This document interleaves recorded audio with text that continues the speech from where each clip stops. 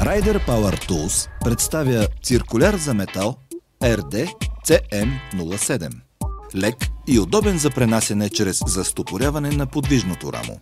Тегло 4 кг и 800 г. Размер на диска 150 на 22,2 мм. Винтова стяга за фиксиране на детайла. Разделената на две гайка позволява бързо фиксиране.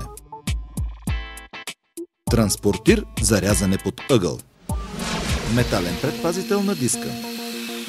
Обороти на празен ход 9000 оборота в минута.